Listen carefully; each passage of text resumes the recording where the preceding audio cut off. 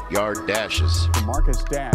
40-yard dash. Marcus Dash. 40. Marcus Dash. Marcus Dash. 40-yard dash. Marcus Dash. To run the 40. Marcus Dash.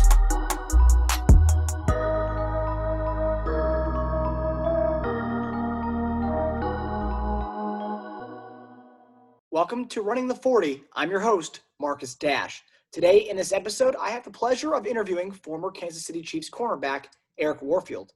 He was a 7th-round pick out of Nebraska, carved out a nice career for himself with 20 interceptions, 3 being returned for touchdowns, and having the most pass deflections in franchise history. We discuss all things Chiefs and COVID and his love for boxing, as well as giving us a glimpse into what Dick Vermeil and Bill Belichick's training camps looked like. Take a listen. With Eric Warfield right now, one of my, as a kid, I was a huge fan. I actually went out and got a Eric Warfield customized jersey. Huge fan. I'm really happy that you can sit down and talk to us about all things NFL and all the stuff that's going on right now in this current COVID climate. Excited about it, man. It's first time doing your show, and we've had some communication back and forth on Twitter, so it's good to actually catch you in person or actually in a Zoom. Put a face to a keyboard. Yeah, and it's one of those things, like in this modern day of social media, you never thought, when I was a kid, when I was talking when I was a kid watching you, I never thought that I'd be doing a Zoom call with Eric Warfield. So this is social media, man. Well, I'm the start of it. I'm pretty sure you're going to have some bigger, better athletes to come aboard to join this show. It's amazing with what technology and how evolution has made us more in tune with the game. Like, you feel like you're actually a part of the game with so much of the stuff that we have available with technology and stuff. So, yeah, it's cool. So I can't wait to start breaking down stuff with you. It's, as a Chiefs fan, as a former Chiefs player, it's been a crazy year. I mean, obviously 2020 has been a crazy year in itself for other reasons, but when we're talking just football, it's been a wild year for the Chiefs. I mean, when you saw, obviously you were at the parade. What was your thoughts when you saw them come back and then seeing Andy Reid and Mahomes hoist up the Super Bowl trophy? So my thoughts during the parade, I was so filled with joy to be able to experience that moment with those guys. I feel like I was a part of it for all that they've done, for the guys who never had the chance to hoist that trophy, and for those up-and-coming young kids that might have the opportunity. So I was just caught up in the moment and trying to celebrate, that first one that we got in. And it was, I think the high was 17 degrees, and I was out there in like a little sweatshirt, but I was so caught up and fulfilled with joy and happiness to the points where I wasn't too bothered by the cold. But happiness, it's a moment that you cherish for the rest of your life. I wish that we could have been a part of that during my time there with the Chiefs, that we could have done so, but I was unfortunate. I was at the parade as well. I flew from D.C. to go to Kansas City for the parade, and just seeing the amount of former players that were there, was it kind of like a reunion? Was it like a Chiefs reunion for you? It was. A lot of the former players were considered the ones that keep in touch. So if you don't make the effort to keep in touch with the organization, they're not going to continue to reach out to you to provide whatever benefits that they can provide you with. And so for the guys that do try to stay in touch and stay on board, they reach out to us in emails and invite us out for most of the stuff that's available. So I was very glad to have gotten the emails to come out and to be a part of it. Yeah, it was an atmosphere, like, as a fan, you never get that pinnacle point where you think, oh, we're gonna win this thing, and it's going there, and the culmination of years of, our 03 team, that was a team that we know that we all thought was going to go win the Super Bowl, and looking back at that, coming to that parade and seeing that, this is it, this is what we're waiting for. I get goosebumps talking about it. It does, and it was one thing that I had always hoped and prayed for. Just for being in that city for the tenure that I was there, the Royals weren't very good when I was there. And to have seen those guys do what they did before the Chiefs did it, I was so ecstatic about them winning and so excited about them being able to hoist the trophy for the Royals and for the city. So I just knew the Chiefs had to we weren't too far behind, and just a few years later, we're right there celebrating and doing our own parade there in the city. Yeah. Actually, I remember when the Royals won, I was like, oh, the Sea of Blue. And I was like, just wait until we see the Sea of Red. Fast forward from the Super Bowl with Mahomes' contract and then Chris Jones' contract. Now, we talk about Mahomes, the $500 million man now. Do you think when we go back in time, we're going to look 3 or 4 years, we're going to see the Chiefs got a bargain? Or do you think we're going to see his team come back and say, let's rework this? Because we are seeing all these other quarterbacks who are getting similar money to Mahomes. What do you think about that deal, and then just kind of about that aspect of it? So somebody's always going to have to stand out to set the standard, and it just happens to be that quarterbacks are the top tier of our profession. And is he deserving of every penny that he's getting? I think so. For the age that he is, from the time that he stepped onto the field, yes, he's owed everything and probably then some. Now, for these other up-and-coming guys that are going to get similar contracts, based on the way that the NFL and rules and contracts are based on, they're going to have to get something similar. Now, are they owed that? Should they get it for what they haven't done? I don't think so. But just because of how the pay grade is, they're going to have that kind of a contract.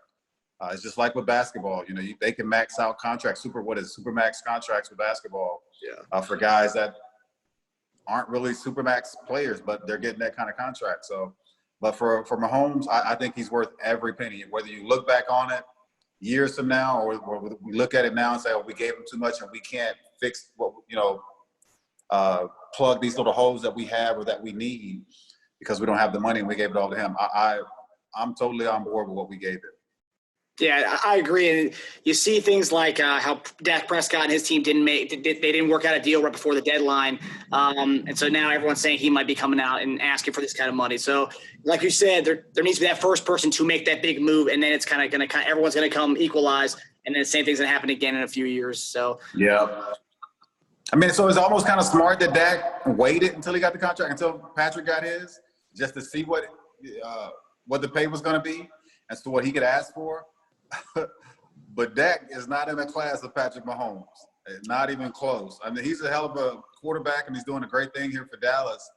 But for him to get that kind of money, no, I would not do it. I don't think any NFL teams would do it either. Yeah, that was something I was talking about because people were saying, "Oh, well, look at Brady. What Brady did for the Patriots. He would never break the bank, right? And that would always allow for other guys to get paid on the team." But we're also talking about a 7th-round quarterback who has a kind of a lower bar to meet. He's 7th round, so they can offer him something which is a lot more than what he got initially. Mahomes is a 1st round already, so he's already at that threshold. So he's going to have to break the bank. It's just kind of a lower threshold for Brady versus Mahomes. Yes. Now, to me, the Brady situation is a little different, just because of how you said he came into a 7th rounder. He's already making pretty good money. He's up there with the top quarterbacks as far as pay grade. And to see what his team is doing year in, year out, into the playoffs, winning Super Bowls, he's able to himself go in and to initiate the contracts with, hey, I can take this amount, but I need this amount up front. So it doesn't look like Tom Brady's getting paid a lot when he's actually, he's still in the top 5. I think he has been since his first Super Bowl. I think he's been a top 5 paid quarterback. So he's up there in the money wise. It just doesn't look like it because it's always, he's taking a pay cut here, but he's always going to take a lump sum right there also. And I think 2010, he was the one who actually had that record-breaking deal. And now we're talking in 2020, we're talking about Mahomes being the record-breaking deal. So it's like it's what you said. There's always going to be that guy who's going to have that record-breaking contract that starts with 1. Let's get to the other side of the ball. Obviously, this is where you made your bread here. I was looking at the numbers. So you're number 2 overall in Kansas City Chiefs history in pass deflections. Number 2 overall. I saw that and I was like, heck no, there's no way possible. It's Brandon Flowers and then you, and then your top 16 overall interceptions. You were a 7th round pick. For those who may not know that, you were a 7th round pick, and to say you're number 2 all time on the Kansas City Chiefs in pass deflections, come from a 7th round pick. Kind of talk about the hunger as a 7th round pick and the motivation you get when you're going into camp as a 7th round pick. Man, I tell you what, I was 100% blessed to have had the opportunity to play for as long as I did, to have make the plays that I played, that I made. I have never covered a guy one-on-one my entire life until I got to Kansas City.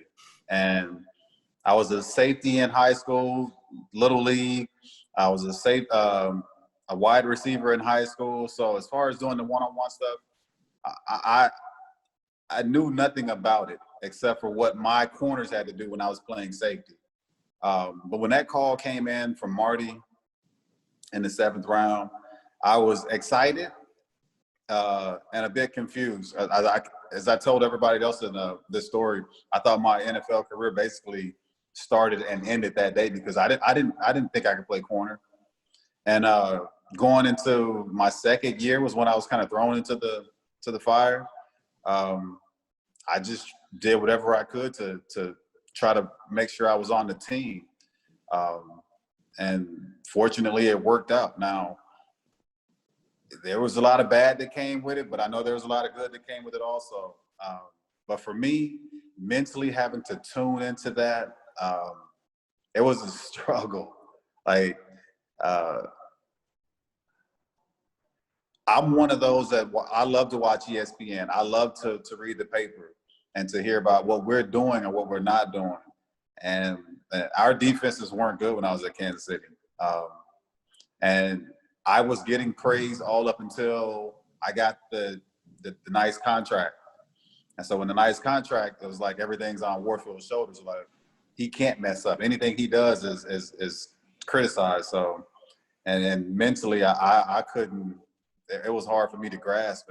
But like I said, I was just fortunate enough and blessed to have had such a career, to have had any kind of numbers. Like I said, to not having ever played that position to cover a guy one-on-one, and to, Randy Moss, Terrell Owens, Marvin Harrison, Tim Brown, Jerry Rice. Like, I went up against some major guys. So, and I think I did well.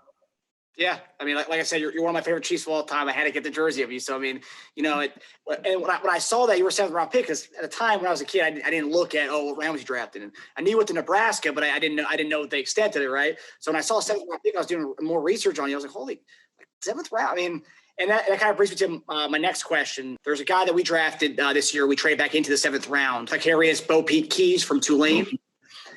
Everyone's excited and ecstatic about him. 7th round pick. I mean, the way everyone was talking about him was like, he was like a top 4 round guy. We're drafting him in the 7th round.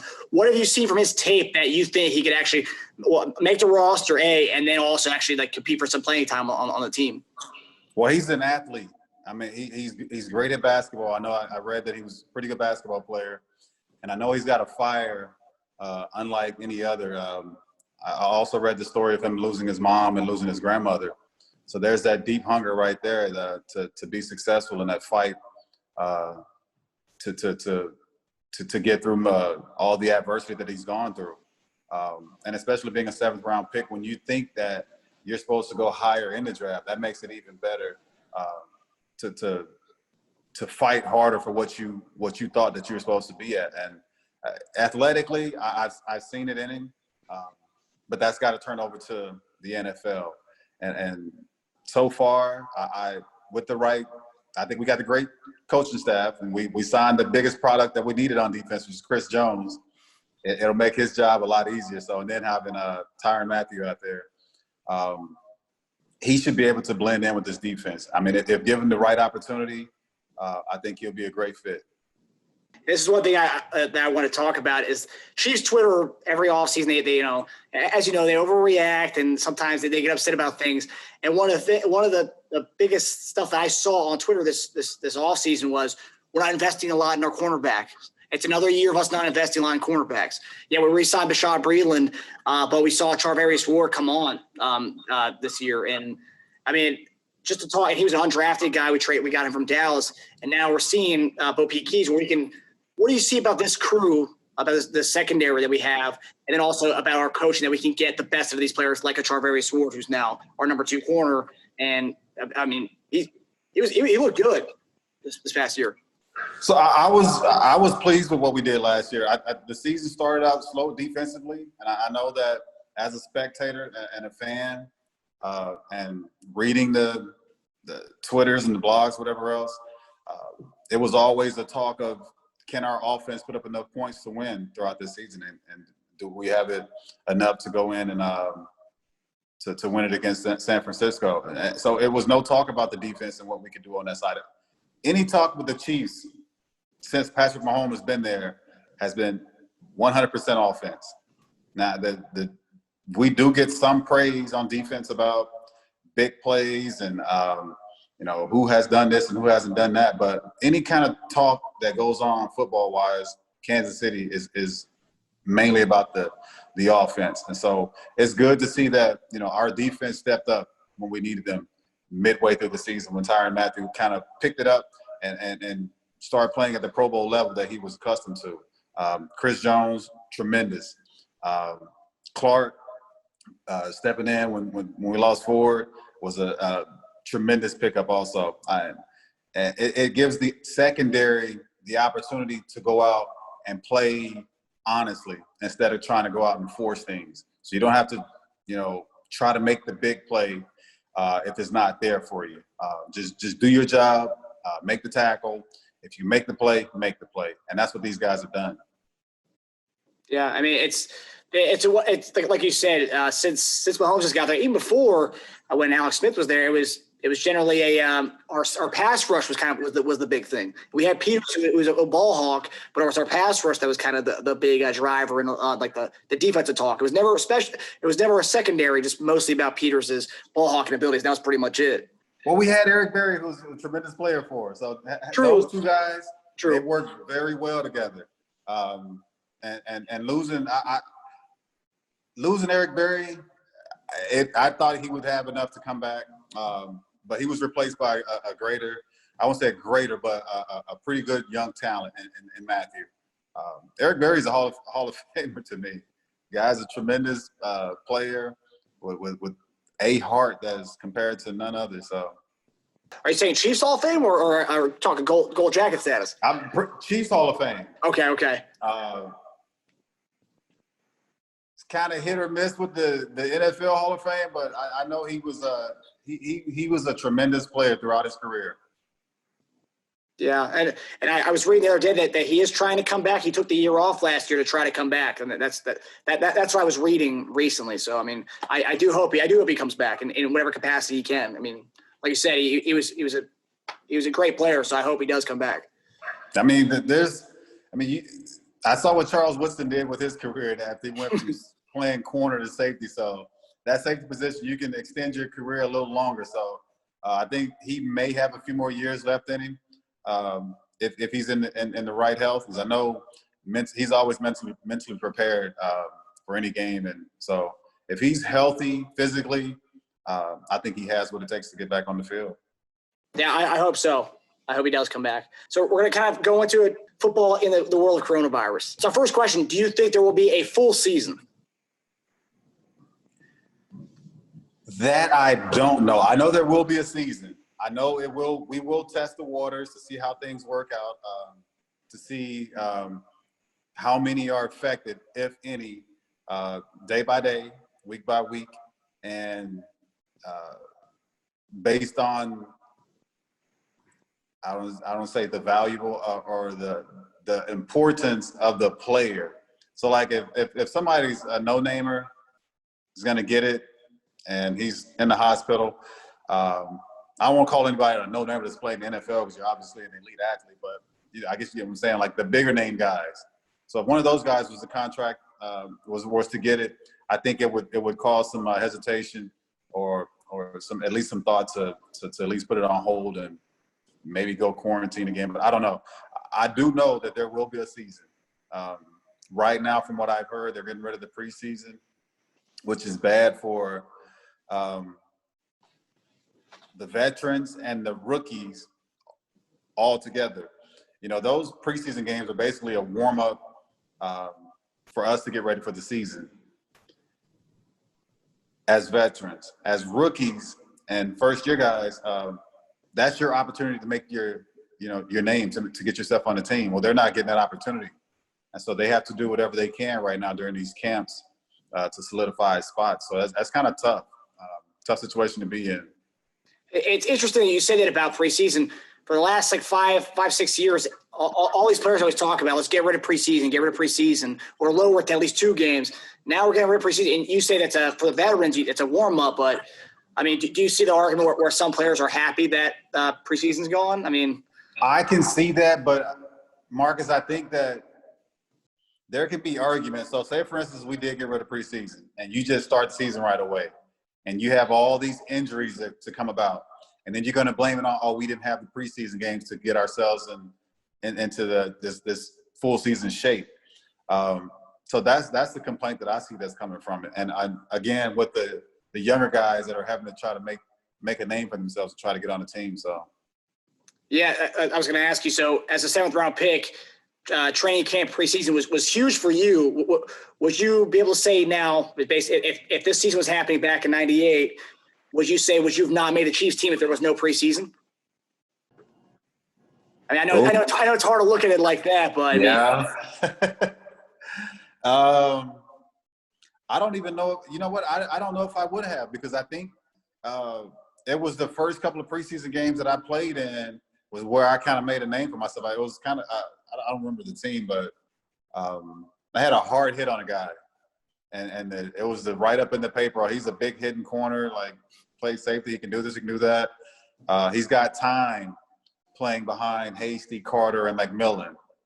But right now, I wouldn't have that because I wouldn't have had that opportunity, and I wouldn't have that time to make that name for myself. So yeah, I can look back on it right now and say, yeah, I probably wouldn't have been there.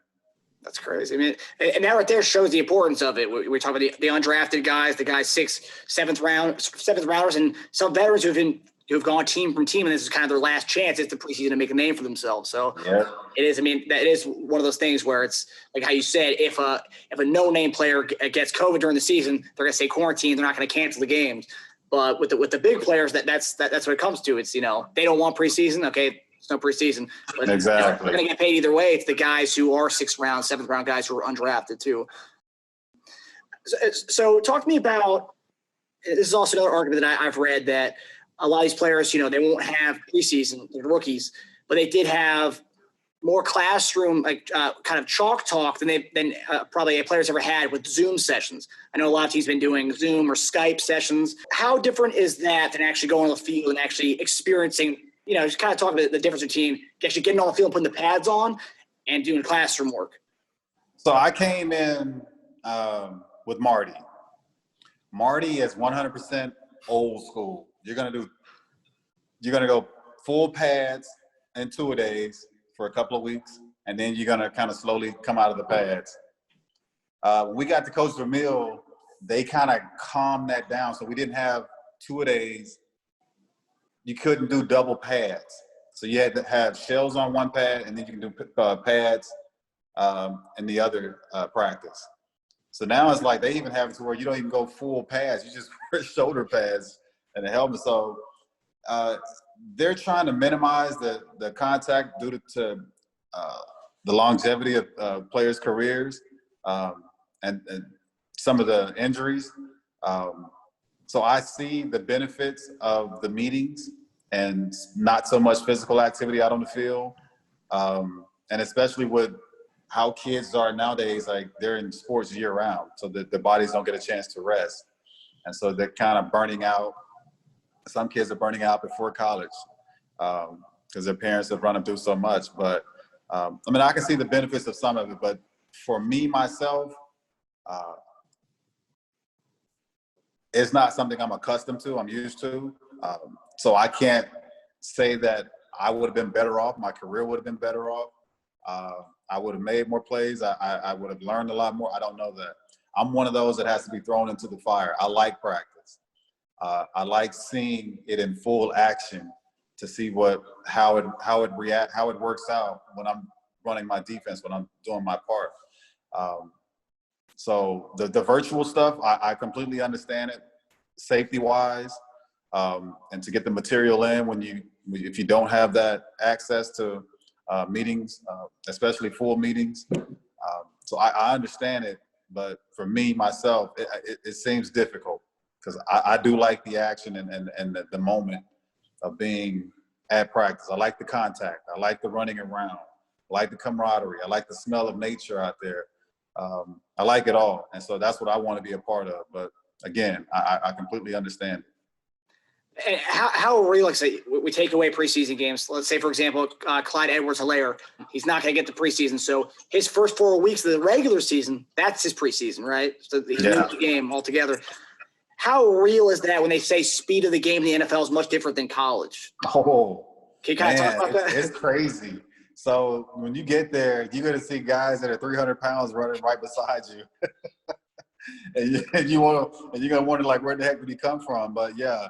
It's crazy how the speed of the game changes that much, and you wouldn't think it does from college to the NFL. But I mean, at every level is gonna change for you because you go from Pee Wee League to junior whatever league, and to get to high school, and you're this standout athlete, and you're used to being like the best out on the field, and all of a sudden you get to college.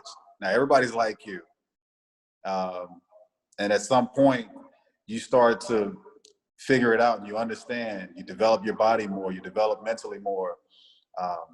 And if you pull out of that pack, the NFL notices your potential and you make that to that elite group, you find out again, you have more improving to go. So, and the hits are harder. The speed is unimaginable. The quickness is in the blink of an eye. But the joy that comes with it all when you see that you're a part of it, and that you've actually made it there is unfathomable. Did you play fantasy football or no? I didn't. I'm not a fan of fantasy football, man. I'm one of those that I can't sit there and pick a team, but if this guy that's on my team is playing against my Chiefs, I got to root for him. Yeah. So I got to be loyal to my home. So I've never played fantasy. That's the one thing I struggle with is when I do. It's like let's say I had Amari Cooper a couple of years ago when he was on the Raiders and he was playing the Chiefs. I'm like, all right, like, okay, Cooper gets 8 catches, 70 yards, and maybe a touchdown. I'm fine with that. 6 catches, 30 yards, touchdown. I'm fine with that. But at the end of the day, I'm still rooting for the Chiefs. It's one of those things that's the toughest part about fantasy. Yeah. I have friends who don't care about that. Like, they're not that big of NFL fans. They care about fantasy. It's fantasy over the NFL fans. You see the differences in that when you're watching games with people, like the fantasy. It's humongous, though. Fantasy football is big, and that's why they implemented it with the NFL. So I guess it's legal now, right? Mm-hmm. So it's in casinos and everywhere. And to me, I just couldn't be a part of it because I'm loyal to the team that gave me my identity. So I can't sit there and root for somebody that's playing against them. Yeah. I'm with you. I want to get back to kind of talking about the old days and Vermeil's training camp. I always read that his training camps were pretty rough, very old school. Now, you also played with Coach Belichick. Do you have any stories or memories of Coach Belichick or Coach Vermeil? Okay, so Coach Vermeil, we didn't have a what do you call that? I can't think of the name of it. But we didn't have a test before going into training camp. So they had with the Patriots, you had to survive a 300 shuttle. You had to run this shuttle within a certain time before you can start practice. In Kansas City, we just, after our vacation, we fly straight into River, I forgot what it's called, in Wisconsin, River Falls, Wisconsin. We flew straight to River Falls, Wisconsin. And we're starting camp right away. But with New England, you had to pass this test, this 300 shuttle, in order for you to start practice because their practice is right there at the facilities for camp. So if you didn't do that, if you couldn't pass that 300 shuttle, you would have to run it every morning before practice until you pass the time before you could start practice. So Vermeil was, yes, he was one of those intense guys, old school. Like I said, you midway through his 5-year tenure there, we were going double pads both practices. And so until James Hasty finally said something like, hey, we're not supposed to be doing this. Like, this is a part of, I guess, the NCAA, the policies that were granted to us. We can take these pads off. And so then they started to wind down on how many practices that we would have in full pads and so forth. But we didn't have any conditioning drills. We didn't have that. We didn't have to do anything after practice or before practice with Coach Vermeil. Oh, wow. Belichick, yes. You have to do a conditioning drill after every practice. Wow. And is that unusual? It is.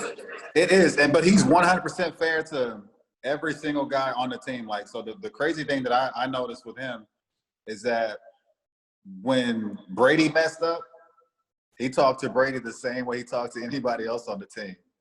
And Brady respected that. I wasn't used to that. I was used to the guys that are bigger names making bigger contracts kind of don't get griped at like that. They get you see what you did wrong there, let's try to correct that. And then the rookies or the younger guys, they really dig into those guys. Now, Belichick treats everybody the same. That was one thing that I respected the heck out of him. That's cool. I mean, and that also probably instills a little fear in the higher profile guys. Oh, yeah. So it's one of those, you don't come in here, there's no favoritism here. Just because you got it over there doesn't mean you're going to get it here. Wow. It's a professional organization, and they find a guy to fill your spot quickly. Damn. Except for Brady. Yeah, right. So what do you think about that quarterback situation, Jarrett Stidham and Cam? I didn't get to see a whole lot in him, but they believe in him and what he can do. But I think this whole Cam Newton thing was a trick card that he's been holding for the longest, and just to see how far his value would go down and that they can get him cheap. But I'm assuming that Belichick knew something before all this, but I know that they like what's his name? Stidham. I know they like him. The players and coaches all like him. It's just a matter of what he can do to beat out Cam Newton, or what Cam Newton has to do to beat out him. So, but Cam's a proven guy. To me, the dual threat is kind of making a big thing right now. But heck, every quarterback's doing it now. There's really not a pocket passer to me besides Phillip Rivers. He's the only quarterback that I know that's not going to be mobile. Other than that, heck, even Tom Brady's making a couple of scrambles. But other than that, a lot of these other quarterbacks have become dual, and that it opens the offense up a lot more when you can do that. Yeah, and that's something the Patriots haven't been used to. I mean, outside of a couple scrambles from Brady here and there, so that adds a whole new wrinkle to their offense, what they usually do. Yeah, it does. Over the years, when you were there, especially Rofe, Brown Waters, and Will Shields. When practicing against those guys, did that make you become a better tackler? I'm not gonna lie; they used to whip the shit out of us. When I was in college, we would do our one offense versus one defense almost every day. And we were tops in both categories throughout the country in college. And so actually what we saw on offense, what we saw on defense was better than what we saw on Saturdays most of the time. But when I got to Kansas City and that little group that was put together in the trenches, it was hell to get through them. And it was a battle. But it made our front seven that much better. And so you wouldn't imagine them being as mean as they are. And Brian Waters, who came out as a fullback, I think, was one of the strongest and meanest of them all.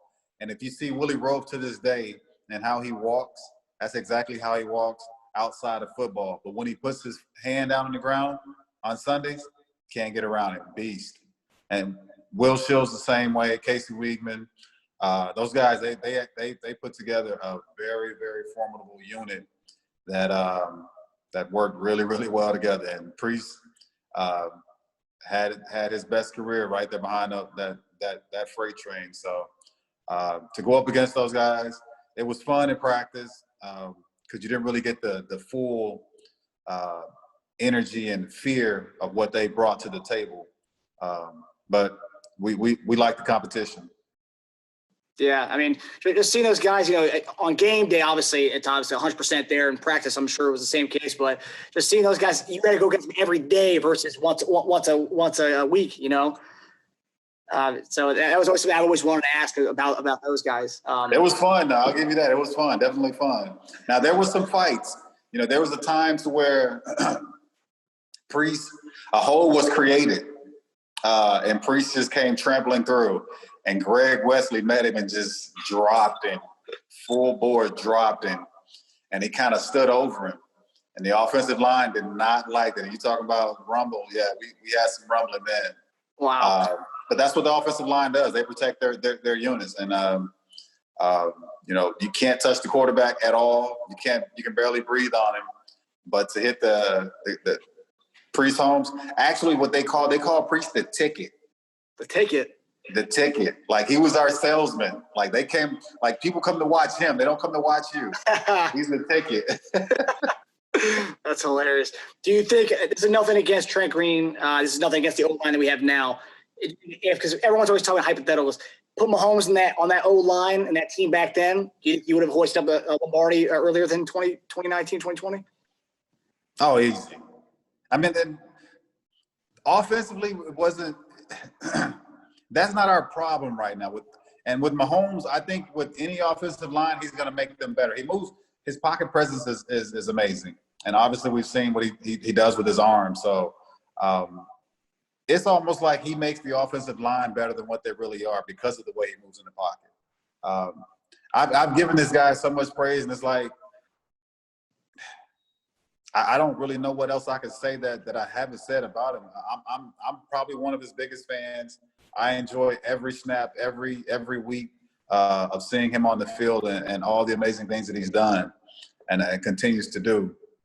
But it just amazes me how he's stepped in so early, and I don't even think he's fully developed to go out and do the things that he's doing. I'm just in awe. And it's, to me, as I watched Steph Curry when he first, hit the scene, not when he first got to the NBA, but when he first hit the scene with his three-pointers.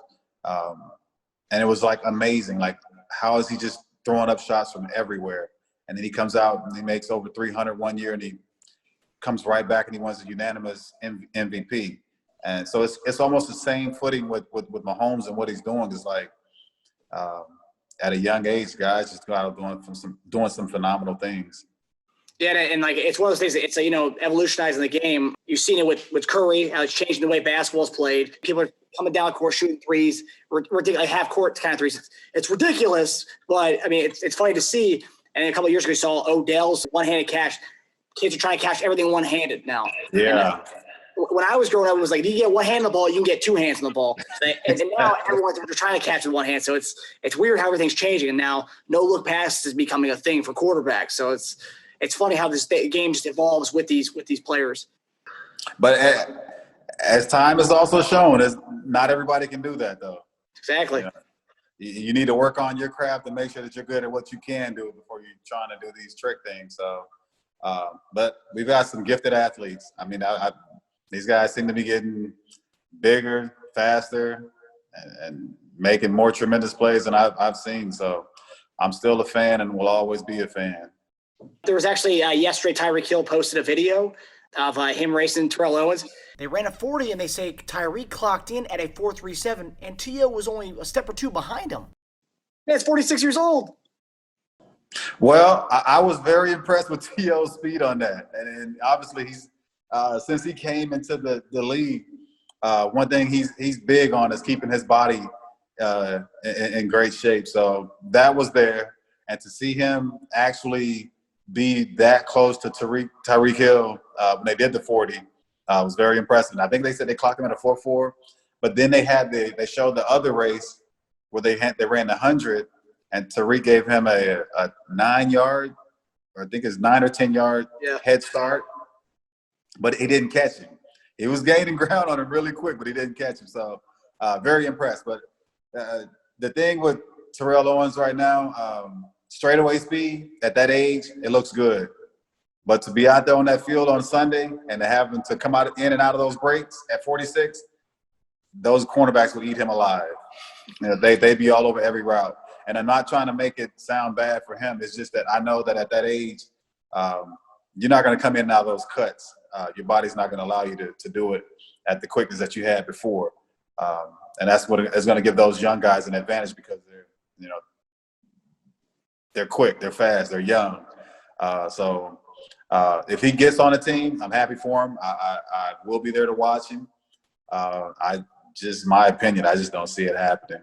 Yeah, and you're just talking about the kind of the coming out of breaks part of it. Now I'm talking about the taking the hits at 46. Yeah, that's too. He's going to need longer than a day to recover. Well, if he gets placed on a team like the Chiefs, they don't need him every play. They maybe a couple times a game to give the guys a little break. That's true. I'm pretty sure that he would help put some people in the seats, but I don't think we need that right now. We have a new ticket. Yeah, that's Mahomes. Last year, the late coach Gunther Cunningham passed away. You actually had him as 2 stints as a D coordinator and a head coach. Do you have any stories? And there's also one thing that I remember from the Hard Knocks a couple of years ago, that Gunther hated family fun night. Fuck family fun night. I'll tell you what, you ain't getting a Thanksgivings either if I can. It's not one of my favorite things because players, they're signing autographs, looking at the fans, and we needed a good practice. Do you have any fun, memorable stories about Gunther? I was the only one, for some reason, that didn't have a cutoff shirt at training camp. And I think it was HBO or Hard Knocks, or somebody was out there filming it. And I was the one that got caught. He was yelling at me about, who is this young bleep that's out there thinking he can wear this long shirt out here. And he came out there and had somebody cut my shirt right in the middle of practice. So I was kind of blasted for that. But other than that, man, me and Gunther had a great relationship. He was one that kind of helped me along the way with learning the corner position, him and Kurt Schottenheimer.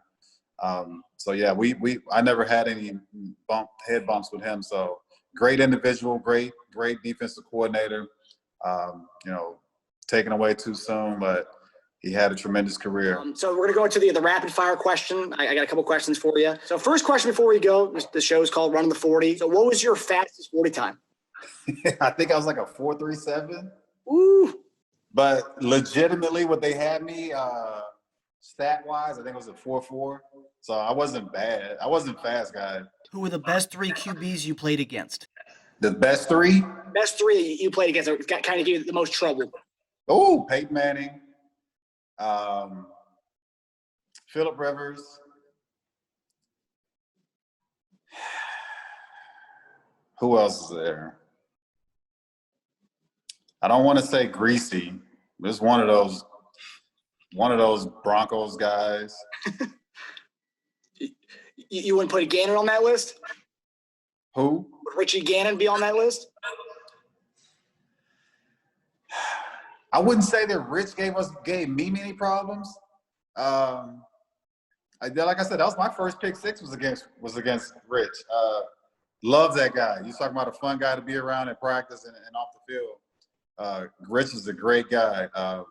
Had a heck of a career. But yeah, I don't know if he's one of the top, he's a great one. But as the top 3 that I struggled against, man, I know the top 2 were Phillip Rivers and Peyton Manning. Peyton Manning being number 1. Those were my top 2 that I had struggles against. And to go with a third, I don't know. During your career, you had 3 pick sixes. Can you name the quarterbacks that you had the pick sixes against? Oh, so we got Rich out of the way. In about a month, 3rd and 4 from the 47. Gannon out to intercepted, picked off on the play by Eric Warfield. Chased by Gannon, he'll go in for 6. This is Jake Delhomme. Yep. On 3rd down, Eric Warfield jumped in front of a Delhomme pass and returned it 43 yards for a touchdown. The interception was his second of the day and put the Chiefs in the lead 17-14. Who was at Pittsburgh? I don't think it was Cordell. It was it wasn't Pittsburgh. I know I had one against Houston. I don't know who their quarterback was, though. Was it Carr? David Carr, yeah. It went from bad to worse for the Texans after a David Carr interception was returned 57 yards for a touchdown by Eric Warfield and a 31-7 Kansas City lead. So it was Gannon, Delhomme, and Carr in that order. Gotcha. That's close. Yeah, no, of those three, who would you say was kind of the one that has stood out to you as being like more memorable pick six of the three? Oh, easy with Rich. Yeah, that's my career highlight.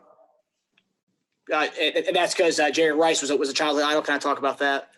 Oh yeah, and plus, I was good friends with Rich when he was at Kansas City the years before. So just to pick him off, it's something for me to laugh at him about. And then the whole thing with Jerry Rice, so that's pretty much the bigger picture of it all, to say that I got to play up against and pick six my idol. That's cool. Not many players can say something like that. So that's awesome. That's true.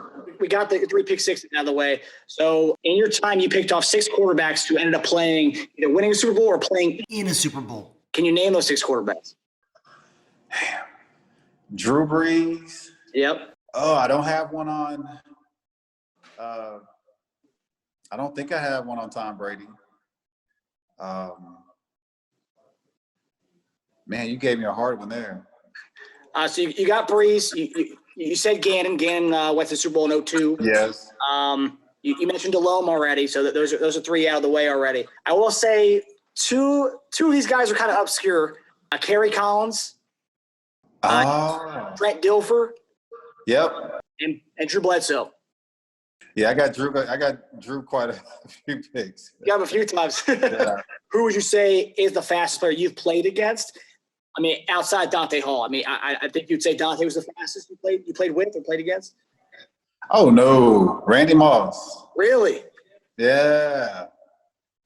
People don't really realize how fast Randy is until he's 2-3 steps ahead of you. But he's deceptive. He looks slow because he glides. But the guy he's quick. He's fast. He's just an unbelievable athlete. But yeah, he's one of those to where if you miss him at the line of scrimmage, it's goodbye and 6 in the end zone. Wow. And would Dante fall in the tops amongst the fastest players of all time that you played with? See, I never had to really guard or cover Dante, and even in practice, he was more of a slot guy. So I think I might have gone against him a time or two. And with my size, I'm able to, if I'm going to guard him, I want Dante to beat me at the line of scrimmage because my height, you're going to have to throw a superb ball to throw it over my head into his pocket. So he's going to beat you with the short under route. So that was my thing. Just let him beat you at the line of scrimmage and undercut anything on him because he's not going to beat me on a deep route.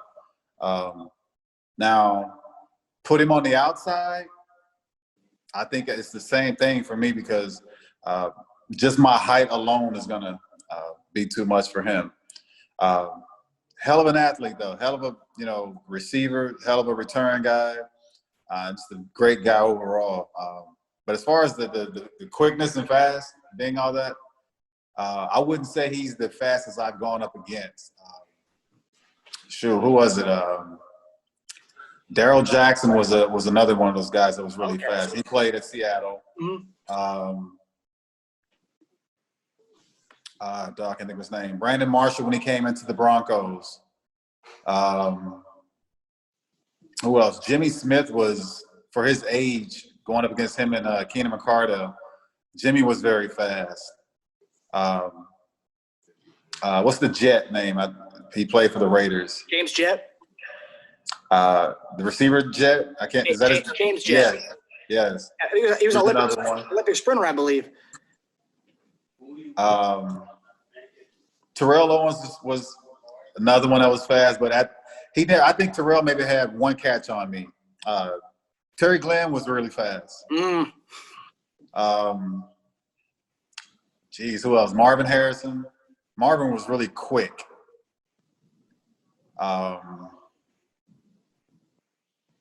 There's not a lot of other guys that are just speed to where it's like it's just gonna scare you. But Moss is by far and away the fastest. Oh yeah, easy. Wow. It's one of those things you watch it like, just because he had long strides, you don't see it as being, it doesn't look fast, but I mean, it's fast. I mean, you watch his highlights and you're like, he's barely running, but he's also 2-3 steps ahead of everybody. Yeah. Many people may not know this, but you and I actually met on Twitter. Not talking football, it was through boxing. And we both found that we were both big Terrence Crawford fans. Big fan. Now, who do you hope that he gets in the ring with next? I mean, there's a lot of talk that him and Pacquiao might get with each other. I mean, that'd be fun to see. But I mean, Pacquiao's at the end of his career. I mean, well, who do you want to see? Ideally, who do you want to see him in the ring with? So for me, what my eyes want to see, before his car wreck, before he was out, and I don't even know if he's going to be able to come back. Errol Spence. Yeah. So Errol was at the top of his game and running through guys, and I think they're both in the same class. And I've hung out with Errol here a couple of times, and we've had conversations, and he seems to think that the Crawford party is ducking him, and that he needs to get a few more fights. But to me, that would have been the better fight. I don't even know who else is out there that's in his weight class that can contend with him. Mm-hmm. I think Lomachenko's a little smaller, right? Yeah, Crawford would have to lose a lot. They would have to meet in the middle. Lomachenko would have to come up a weight class, and Crawford would have to go down a weight class. But I know Lomachenko is what, top 2, top 3? Yeah, pound for pound? Crawford and him, yeah, they're top 7 pound for pound best fighter right now. So yeah, so that's great, but you don't have now the guy that generates the money like the Mayweather, because we don't have those flashy guys, the guys that people want to see either win or get knocked out. And I think that's the thing with Floyd, is that he talks so much trash. A lot of people want to see him get knocked out, mm-hmm. or they want to see if he can back up what he's saying. So that's how he drew so many viewers and so much money. And the guys nowadays, they don't have that kind of charisma to bring out those viewers. But as far as a boxer, Terrence is a bad man. He is. But like as far as like boxing coming back again, I mean, we're seeing the heavyweight class kind of get people talking again and talking about boxing again, which as a boxing fan, for me, that's huge. I mean, heavyweight boxing is going to get the people who just are casual fans. They'll come back and they see heavyweights fighting again. I think that's boxing needs to kind of the heavyweights to continue doing the thing with Tyson Fury being that, I guess, that chippy guy, that loudmouth. True. And then that was another big fight. And those two guys, they did a great job of pubbing it up, and I enjoyed it. I even enjoyed watching Wilder lose. I'm just because you're American or just because you're African American doesn't mean that I'm sitting there hoping you win. I just like to I go for the underdogs a lot of time, and I never really got to watch Wilder fight that much. So I was really going for the underdog just because I knew he had won the last fight. So I was hoping that he would lose this one, and then the next one would come as it'd be their third fight, right? Yeah, third one. Yeah. I just wasn't expecting him to get pummeled the way he did, because Fury kind of gave it to him from the start. The first fight, it was kind of a Fury the entire fight, and then but Wilder had that laid it on him at the end. He was waiting for that one shot. That's kind of his game plan. He's waiting for that knockout. Yeah. But no, I hope we do see Crawford in the ring sometime soon. I don't care who it is. I just love watching the guy fight. Yeah. So I mean, right now, who do you think he's going to fight though? Like who's on a card right now that's worth the time and the money? Worth the time. I mean, as far as like a historical, would be Pac-Man probably. Yeah. I mean, but I don't think it would be a good fight. I mean, it'd be cool to say, Crawford beat Pacquiao as far as the historical aspect of it, but like competitive, I don't know who it is. I mean, I've been reading a lot of guys are like what you said, that Crawford's ducking him. It's more so that people are ducking Crawford. No one wants to fight him. All right, last question for me, man. Do you have any advice for players that are reporting to camp during these unprecedented times? It's so as far as like the way I live my life and what I do when I go play golf, I know we don't have the contact that you're going to have on the field with these guys. I just try to take care of myself, make sure I'm protected, and I wear a mask half the time I'm playing golf, depending on the heat. I make sure that I have my hand, a little spray hand sanitizer, and I try to keep my distance with the guys. But then again, it's just like there's no way you can do this with football. So it's either one of those, you either want it or you don't. You know, you believe it or you don't. And for me, if given the opportunity, I'm going in. That's how much I love the sport. And I'm going to play like there is no pandemic or no virus out there. Now, leave it up to the man above to protect me at all costs. And if I just so happens to come down with it, again, protect me at all costs. But for me, if the question was asked, I'm going in and not worried about the virus, but I would play it safe to the point to where taking advantage of the tests that are given and taking advantage of the resources as far as the sanitizers, the soaps, and the stuff to keep myself clean for myself and for others. Awesome, man. I hope whoever watches this, I hope they take that advice and, you know, from to me, from a legend like you. So that's the way I see it. I want to say I appreciate you joining me, man. It was lovely to have you. Like I said, one of my favorite players of all time. So it was huge. Well, I'll shoot you the address if you want to send it to me, and I'll sign it. And you got my number. Hit me up anytime. Awesome, man. And I hope to have you back because I plan on doing this throughout the season. I hope to have you back on to kind of talk some shop during the season. I'm with it. Let me know. Awesome. Thanks, man. Appreciate you, Marcus. Have a good one, buddy.